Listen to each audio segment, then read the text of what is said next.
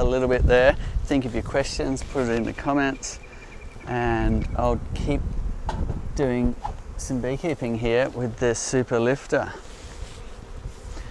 We'll inspect a few more frames and then I'll show you how to open between here and here. We've tried to design this as versatile as possible for everyone's different setups, and we're finding that whether you've got a conventional laying or a flow hive, people are wrapped, and it's really helping them do their inspections and look after the bees, which is just a fantastic thing. And I find myself like I'm much more inspired to get into the brood nest because it's not a barrier anymore. Lifting the boxes off, even though I'm fit and strong, it's this barrier that really tends to hold you back from just doing a quick bit of beekeeping, because it's heavy and an ideal. It's not ideal, and it's mixing up my ordeals and ideals today. Keep the questions coming in. Yeah, this is our mum, and sorry, I've lost a few of them on YouTube, but we're back up again. But one of them, I think it was Jamie, who's actually in Uribar, which is really close to where we are here at Flow. And he was just wondering, Cedar, what he notices different flavours coming in his hive at the moment, and he was wondering what flavours you think are coming in for the local area at the moment. Okay, the bees are a little bit hungry at the moment, so it's hard to pinpoint what flavour it is. If you go back a month, the paperbark was really flowering, so you could have some of that in your hive, and that's what you can see in the distance down here. I can't see it flowering now. There is some flowering though, but the rain will certainly be stimulating them to kick off a new flush of flowers. The Indigenous folks here called it the rain tree because it really just responds to the rains. So this is perfect for them. Anywhere from actually autumn right through to spring, you'll find that the rain will stimulate a lot of flowers on those paperbark trees, especially if you've got a nice sunny time like this straight afterwards. So I'm expecting a good flow there from the paperbark, which you might be getting in Uribar as well. And the macadamias will kick off more in the springtime, which we've got a lot of in this area. And then you also get areas like down here in this rainforest gully with all sorts of things, rainforest species, the wild quince, and a lot of things that kick off in the springtime. Okay, so let's just pull out another frame right in the centre of the brood nest and have a look and see what's going on.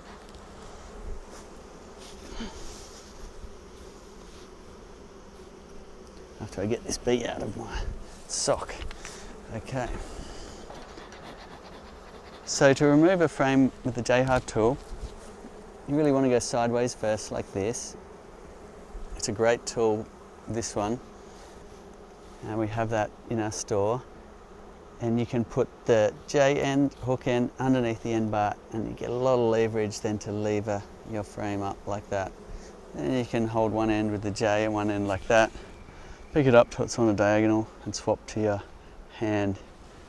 And you'll get a good idea of how to use it after a while. A lot of brood there, which is fantastic. Look at that, this hive's going to absolutely explode with bees soon. They are bringing in some nectar, it's stimulating the queen to lay a lot, which is fantastic. We get good flows here in the winter time, so we're expecting some honey through the winter, and then hopefully with any luck a boomer of a spring with all the rains.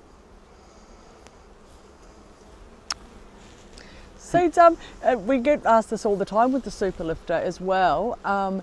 Just tilting it this way, does it affect the bees, and does it make the honey leak out?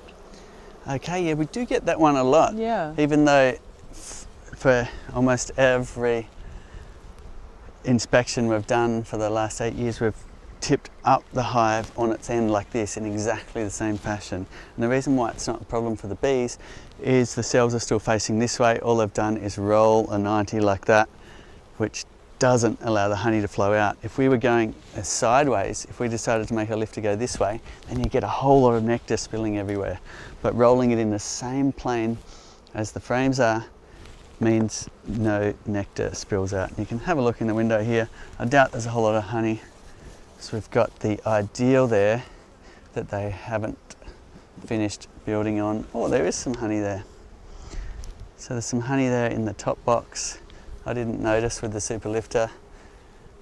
Honey boxes are quite heavy, but when you've got the handle and the lifter, it makes it very easy. Keep the questions coming in. We've got a lot of bees there. This hive's looking really healthy, a lot of brood, a lot of bees. So hopefully they'll hit the ground running in spring. Right. So it's, Adrian's couple of questions. One is, can you attach the harvesting brackets to the load point screws? The answer is no, because when you're harvesting, Yeah. no, you can't. But the typical spot you'd be using as your harvesting position for the smaller jars is just below. So that one there, you can use for harvesting, and the bracket will fit underneath your load point screw position. Fantastic. And the other part of his question was, Adrian, you were asking about the ideals. I'm thinking perhaps you're in the USA and they probably won't be till spring 2026. Sorry, we thought that'd be a bit earlier. But if you're in Australia, they are actually for sale on our website. So depending on where you are, Adrian. And Mark's tuning, we've got a few people tuning in from Newcastle today, and Mark's coming in from there. He did an inspection last week, a brood inspection, and noticed that like 2 of his outer frames were full of capped honey, but there was only about 100 bees in the super, and he was just wondering why they wouldn't be moving up into the super, into the flow frames. Okay, so there's capped brood in the centre. Yeah, there's capped brood in his brood box. There's a couple of frames of lots of honey in his brood box, but hardly anything going on in his super. Okay, so no matter what type of super you have, you still need to get a lot of nectar coming in and a lot of bees in order to really fill a super with honey. We've got one up here, an ideal. It's not full at all, I can see with a quick look here. We can have a look at that next. And that's simply, even though there's a lot of bees here, there's just not enough honey coming in to really store much up there. There's a tiny bit stored in the centre, but they haven't even used all of the frames. So you will need to be patient, and when you get a lot of bees and a good honey flow, they'll really store a lot of honey. And sometimes those things won't align in a season, and sometimes they will. Now, if you're getting impatient and you want to see some activity on the flow frames, then a fun thing you can do is scrape off some burr comb. If they are indeed ready for a super, they'll generally start building all of this comb up here. So what you can do is just scrape that off with the hive tool, collect it up, and then you can mash it into the flow frame surface. You won't damage the flow frames like that. And if that's the flow frame surface, do it in the frame on the window, and you can enjoy watching them recycle the wax and coat that area in wax and make a start on the flow frames. You still won't get honey stores though unless you've got a good nectar flow and a healthy amount of bees that are ready to expand into the next box. Oh, great. It looks like we've got Facebook up and running now, so I think we're all go town here at Flow Hive.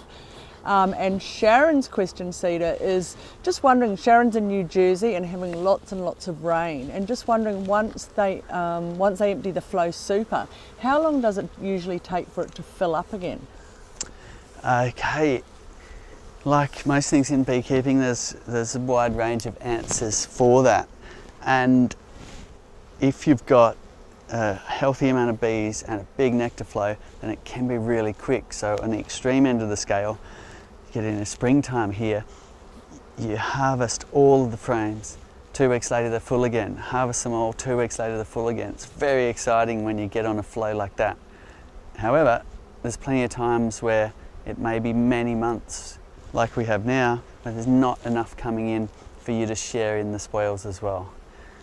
And on the other end of the spectrum, you can get into situations where for whatever reason your colony's weak, or the flowers didn't flower because there was a drought, or the nectar got washed out because there was too much rain and you didn't get enough for the bees to store excess. So sometimes you go through a whole season with not a whole lot of honey, and other times it'll be bumper, just flowing in and flowing in. So when you're on a good flow, it's nice to notice that, and because you can easily harvest with the flow frames, you can keep storing honey on the shelves, making sure you've got plenty in the larder. But on an average here, we'll harvest one of these boxes, which gets you about 50 300 ml jars, and you can do that a couple of times a year. So maybe 100 jars of honey out of one hive on average in this location. And it's very location specific as well. People in Canada boast that they can fill a whole box in a single day when the bees are really going for it and all the flowers are dripping with nectar, and it's everything flowering at once because the flowers are all compressed into a short window in the season. Right, and another part to Sharon's question, Cedar, was they're also having problems with ants and mites and wondering should they raise their flow hive up a bit higher, would that help? Is that ants and mites? Ants and mites, yeah. Okay, so ants can be annoying. Generally, unless you're in a couple of parts of the world, generally they're not a problem actually inside the hive. The bees will keep them out, and it's just a cosmetic issue with the ants nesting under the roof, behind the windows, and that can be annoying for the beekeeper, but not a problem for your bees.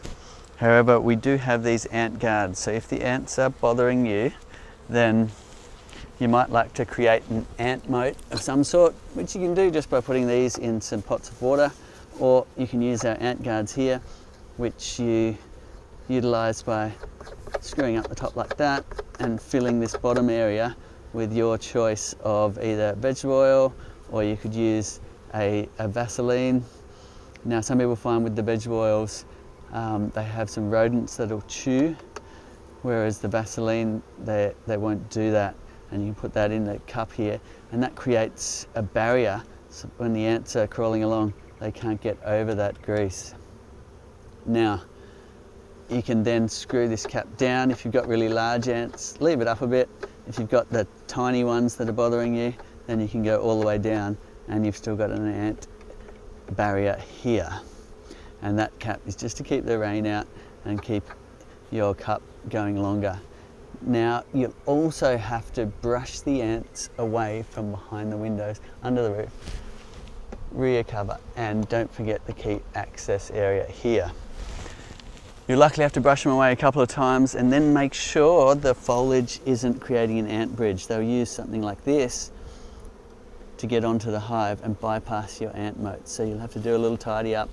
If you do all of that, the ant issue will go away for a while, and next time they come back, usually after a big rain when they're looking for higher ground, you can get in there and repeat the process. Another little trick that people sometimes use is some cinnamon powder.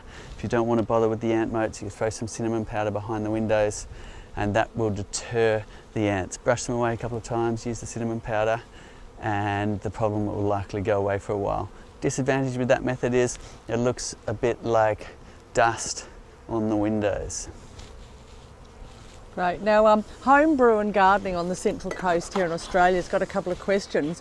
One is that they belong to maybe it's a beekeeping association, and they've been told that maybe the water content is higher in the flow hive when you harvest it and causes the honey to ferment, and they're just wondering how true is this? We don't find it to be true. In fact, you get a big variation. So what probably is happening is when people are harvesting honey conventionally, you're often mixing many boxes together and getting an average moisture content. Whereas with the flow hive, you are harvesting single frame honey. So if one frame does happen to have lower moisture content, perhaps there's an area that's got nectar in it that really raises the moisture content, then you'll find that the moisture content to be quite liquid in the jar. And if you see that, or you've got a refractometer to measure it, then that honey will need to be consumed quicker. Otherwise, as you say, it may ferment. Of course, you could do what beekeepers conventionally do and blend that with thicker honeys that you've got and get an average moisture content. Although one nice thing with flow hive beekeeping is people really appreciate the different flavours. So if we accidentally harvest honey that has a high moisture content, then we just put it in the fridge and it will last quite a long time there, and we certainly don't have any problem consuming it before fermentation occurs. However, there are ways to dry that honey out if you really do want to. Keep those questions coming in. Today we're showing you how to use the super lifter. We're harvesting a little bit of honey as well. I better go and make sure we're not getting any jars overflowing. I think Trace, Sophie's been onto it. Has been onto it up here. We've got some beautiful looking honey coming out, and we do need to switch out that jar, so it's just in time here. Look at that. Now, where is our jars? Here we go. Moving very slow today because it's been a very cold night. Now, we actually have one little bee in the jar. Have a look at this.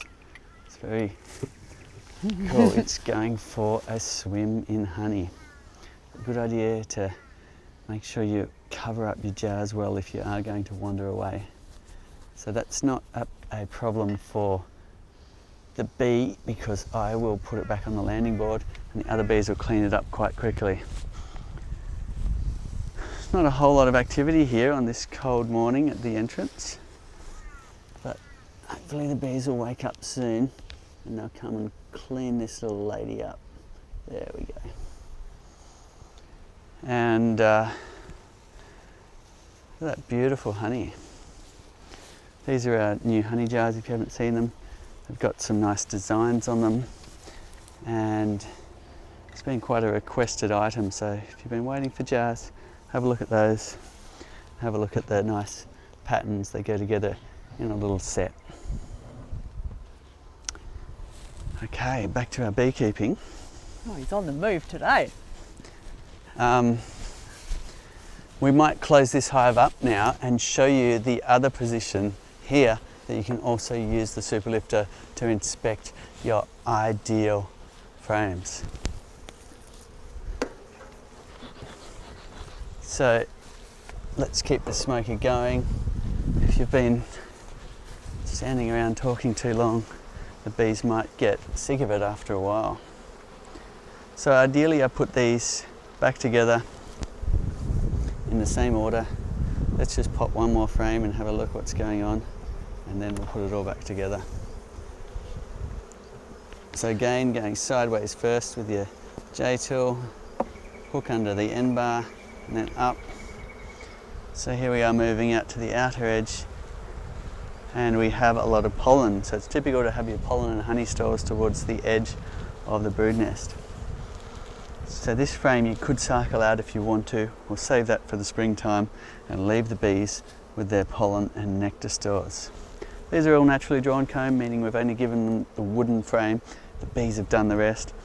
You don't need the wire and foundation reinforcement or the plastic foundation reinforcement, because we don't need to use a centrifuge, because we've got our flow hive invention here for easy harvesting, and that means you can do easy foundationless frames as well and save all the palaver of waxing and wiring, which I'm very happy to not have to do anymore. And I quite like just watching what the bees do naturally and sizing the cells for themselves. Okay, but you certainly can add wax and wire foundation. There's no harm in doing that, or plastic foundation if you want to. It's up to you. You can mix it up, try a bit of both, see what you prefer. Look at all these pollen stores in bee bread. So, can you see that? Give us a thumbs up if you can see all the different colours of pollen and stuff. Down the cells, the bees have gone out to the flowers. As they've approached, there's a static charge. All the pollen grains have leapt off the flower onto their hairy bodies. Even their eyes are hairy. They've then scraped all of that pollen back to their hind legs, collected it in what they call the pollen basket, and they fly back to the hive, almost carrying their whole body weight in nectar and pollen. And they'll dislodge that off their hind legs, ram it into the cells with their heads, pack a whole lot of pollen in there, top it with their special sauce and their enzymes, honey, and let it ferment into bee bread, and that's the primary food for the young worker bee larvae. Very cool. Right. Now So it's with the look, that frame's come apart a little bit. oh, That can be easily fixed actually in the field. good spotting. Okay. I had that for a while, but it happens sometimes. So I'm trying to just see where that nail went. I think that was a bit of a skew nail there. Didn't quite get into the frame, that's why. So it wasn't actually nailed together properly in the first place. If you see that. So you put that on the list to fix up. Okay,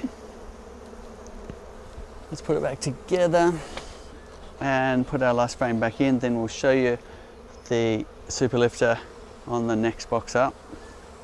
So it's with the we've got a question coming in. Would the flow hive work with dire bees from Nigeria? DIRE. No, there is a whole lot of species in Africa that are different. If you've got any experience with those, let us know. We have designed around Apis mellifera, which is the European honeybee that humans have taken all around the world wherever they go, because they're such extreme pollinators and amazing honey producers. But in some parts of the world you've got really different types of bees. In fact, there's 10 species of Apis bees that are similar, but there's the ones that are on the cliffs that have the big, a bit bigger. They don't have a box at all. They like to nest out in the open, so you probably wouldn't be able to use them with a flow hive. But they're still wildcrafting those by climbing up the cliffs in the traditional ways. And there is other subspecies of Apis mellifera though. You've got the Apis cerana, the Asian honeybee it's been proven to work with sort of cut down smaller versions of the flow hive. You've got the Cape honeybee in South Africa, which will work in a standard flow hive setup. And as to other species, chime in and let us know. Right. Just on that ideal box seed, MK is asking, what's the purpose of using the medium or the ideal box? Does it mean that you have different size frames which are then not interchangeable, so can't be rotated between boxes? Yes, there's often pros and cons to your decisions in beekeeping. So a con to putting an ideal size box, it has shorter frames, and as you say, you can't move frames from this box to this box. Another, but on the pro side, an ideal is a nice size for collecting some honeycombs. If you want to do some honeycomb collection, you can atop it above your flow super, or if you want to just have extra stores for your bees, which is common in those colder areas, then having an ideal between the flow super and the brood box is often a nice way to go, and then they can use this ideal honeycomb storage as stores for that long winter ahead. And also, it's said if you do that, then they're very unlikely for the queen to lay in the flow frames, so therefore you can take away the excluder and just use a honey barrier here in between. So the few reasons why people add ideals. We don't tend to do it a lot in this area because we find the flow hive works very nicely with a single brood box and a single honey super. Okay. Right. And we had, Cedar, when we were talking before about the person down there on the Central Coast about the water and the honey, James was just in the USA, said he bought a refractometer to check his harvest, and it was like perfect, amazing, 8.25% on his honey. Okay. 18.25, sorry. I was going to say, wow, that's really low. 18.25. If you can get it under that 20% range, that's fantastic. 18's amazing. It'll keep forever as long as the lid's on, if it's down around there. So thanks for your feedback there with your refractometer and your flow hive.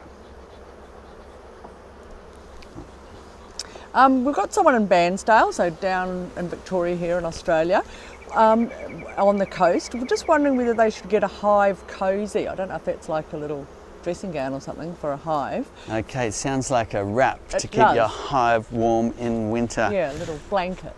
Okay, I'd say no around the Newcastle area, and it's even debated in the extreme cold, deep snow areas whether you should insulate the outside of your hive at all. Reason being is if you artificially keep the hive a bit warmer, the bees will consume more honey over that winter time rather than bunkering down in the cold. But all of these things are argued out there. Chime in, let us know whether you like to wrap your hives in the extreme cold areas or whether you like to leave them cool. Now, one spot that isn't argued is under the roof. If you're in a very cold area, then some extra insulation under the gable. Having the gable does add a layer of extra insulation above a standard migratory beehive roof, and it also gives you this cavity.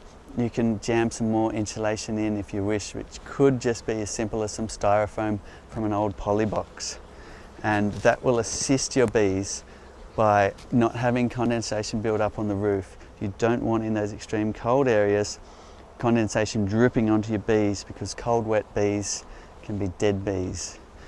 But condensation on the walls is said to be helpful because it gives them a water source in times where they can't fly out and collect water.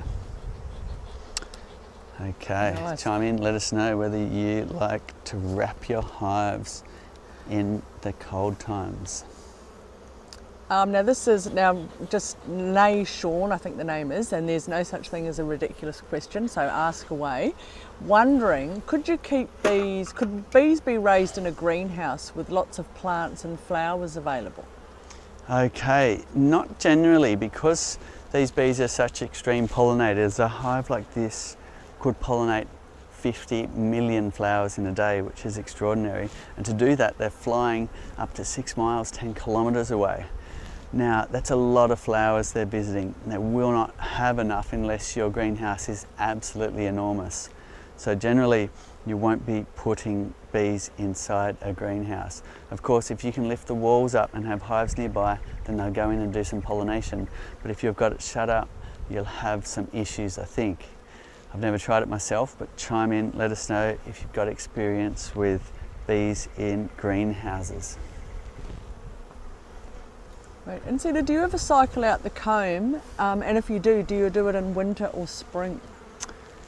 So generally springtime's the time to cycle out comb, where they're going ballistic, building a lot of honey stores, there's a lot of nectar and pollen around, and they need more space for the queen to lay to expand their population.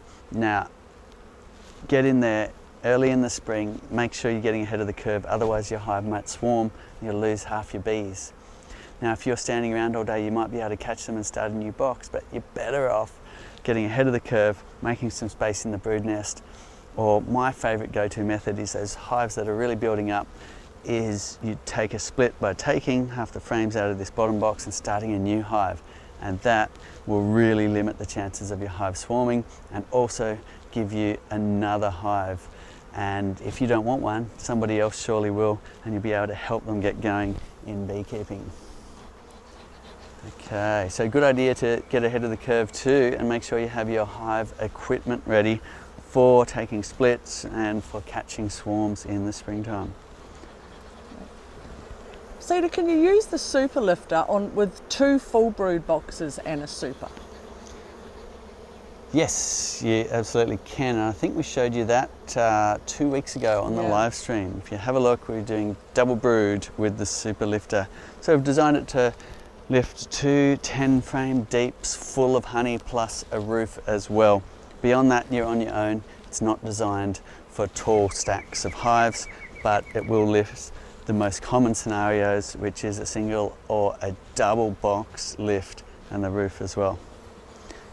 Okay, let's put this down, and slowly the last frame goes in. Now flow hives we've designed in a little bit of extra space than conventional boxes have, which you really appreciate when things get waxed up and a lot of propolis and so on. Even so, good practice to lever your frames close together to make sure you're minimizing any extra space that's between the frames, or your bees will likely start to build some wobbly comb between them. So our excluder goes back on here, which is somewhere around behind me, and then we can close the hive up. Now, using a bit of smoke will help move bees away. Smoke's great for calming bees and moving bees. So a great tool for beekeepers, even though it mustn't be that fun to have smoke blown in your face. It's better than having a lot of bees getting aggressive or getting in the way and getting squashed. Okay, so give it a little wriggle to wriggle any bees out of the way, and seize the moment before there's too many on top. And grabbing our handle, we're stepping down the side of the hive a little bit and then just coming back. And that's quite easy to do, especially with those handles. Now the only spot you really need to look out for is right at the back here. And that's the only spot that's touching. I'm going to take that off now, and let's just have a look at that. Now, in order to not squash these bees, we can take as much time as we need. Conventionally, we used to waddle up with a hive and you just had to drop it because it was heavy. Now you can use your smoke and your bee brush and really give it the time of day as you close up your hive if you want to. So I'll put that down a little bit sideways, so I'm just going to move that across. There we go. Straighten up that excluder too. And now I'm going to use my smoke. And you can use a bee brush as well. You're trying to get these bees out of the way before you close it fully. So I'll smoke here, right? And on the other side. And as the bees clear out, I'm going to use one hand here to slowly lower it. And I can just go gentle and slow. That's completely different to conventionally just dumping it on all of those bees. So it's a really nice feature of the lifter, is having that control to just be very gentle as you put your box back together like that, which people are really appreciating, and I'm sure a few bees are appreciating too. So there's just a couple of people wondering what you've got in this smoker today, because it seems to have lasted quite a long time. Well, we've got the same old garden mulch here. It has lasted a while, doesn't usually. Yeah. So it must be magical mulch today. But let's top it up before it goes out, being mindful that the smoker can get quite hot. Now, some bark off a tree will really last a lot longer, or rolls of cardboard or anything like that that's more dense than the mulch. But I just use what I've got around, which happens to be the garden mulch.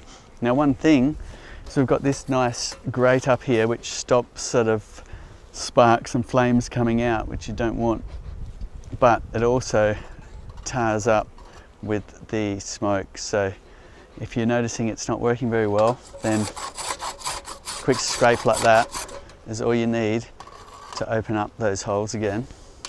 Another little trick while we're on the smoker is make sure this hole here is aligned with the little tube there, to make sure when you're squeezing the bellows it's really putting some air through. And there we go.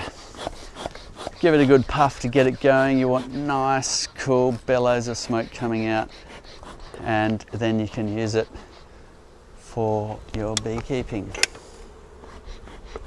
Okay, now I promised you I would show you the other position with the ideal, and that is taking it off as easy as that, wandering around to here and connecting it between here and here, just like that. Now, one thing to remember is you've got your latches on the side, so if you lift that, you'll likely rip these latches apart. Now, you want to make sure you undo them. And a question came in about the position of the latches. Can you put them lower so that you could move the roof down onto this box if you're packing this one away for winter? And absolutely, you can see we've done that here. We've designed it so the latch plate is small enough. If you bias the latch downwards like that, there is enough space for you then to put your roof on. So we squished up the latching plates to allow that.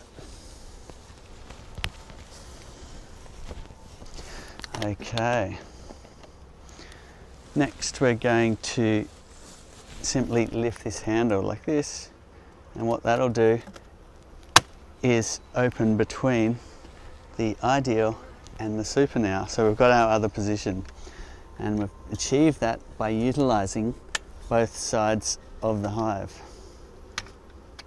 Sit there, and I'm not going to worry about the handles this time. However, you certainly can if you want to get a nice easy lift, because there is a bit of honey in this super.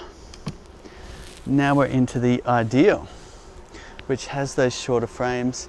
So let's first of all pull apart one on the edge, which looks like it hasn't got any honey at all, and then we'll have a look at some central ones as well while we answer a few more questions.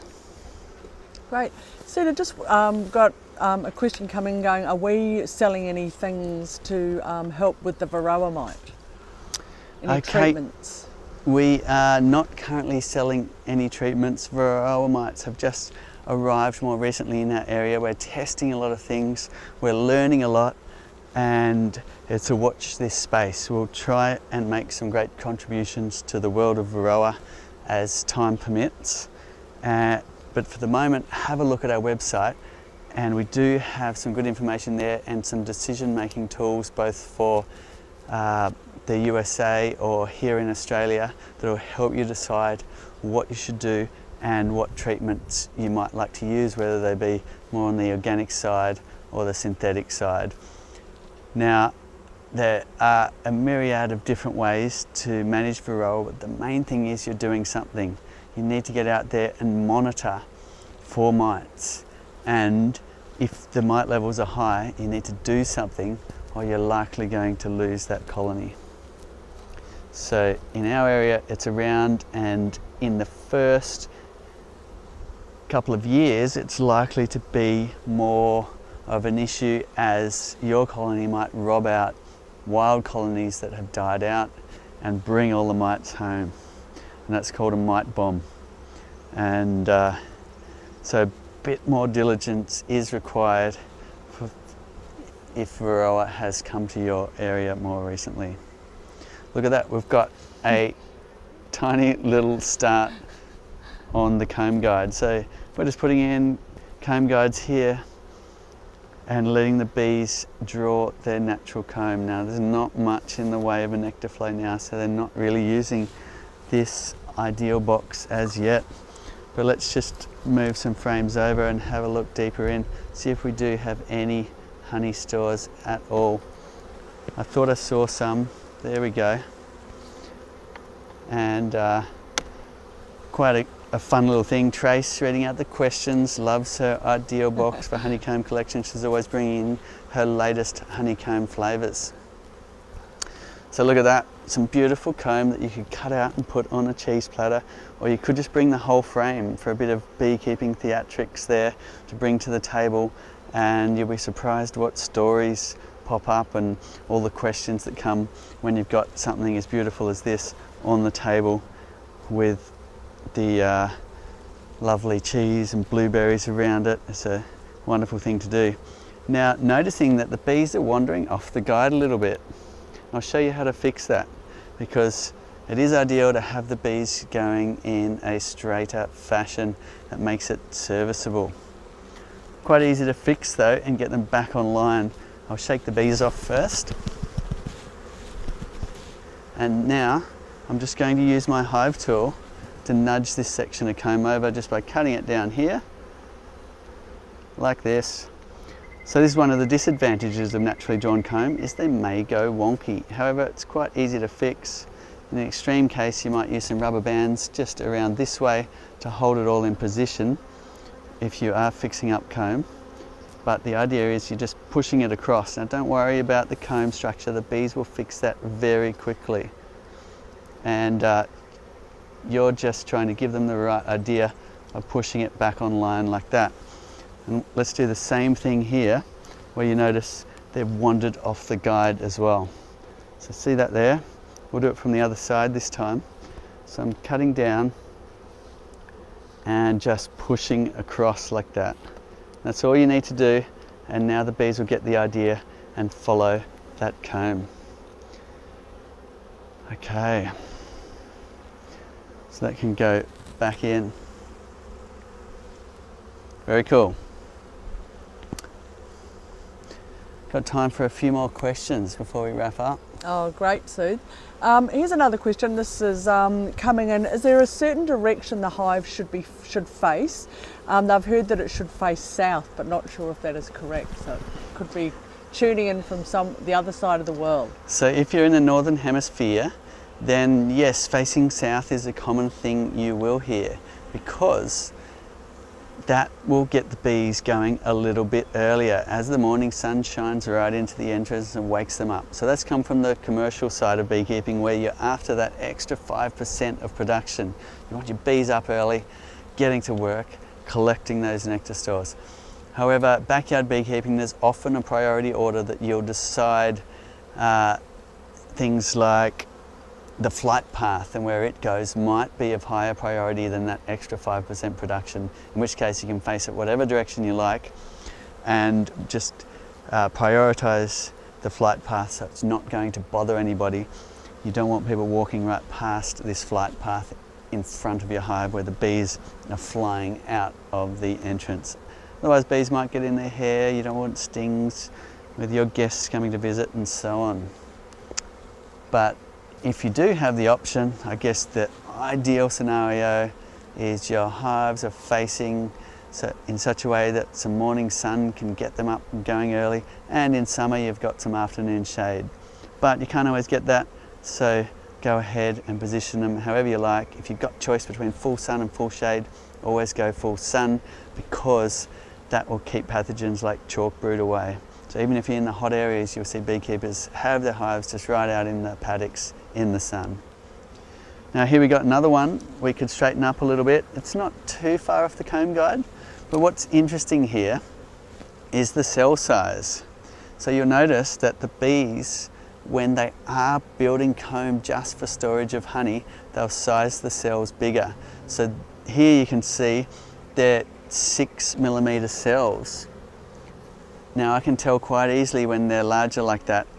When they're not using it for brood, they will make the honey cells bigger, and that's why we size the flow frame to be larger cells for more efficient honey storage, and also to discourage the queen laying. However, queens sometimes will lay in the flow frames, so if you are experimenting with no excluder, then keep an eye, check out to see if your queen is a flow frame layer or not.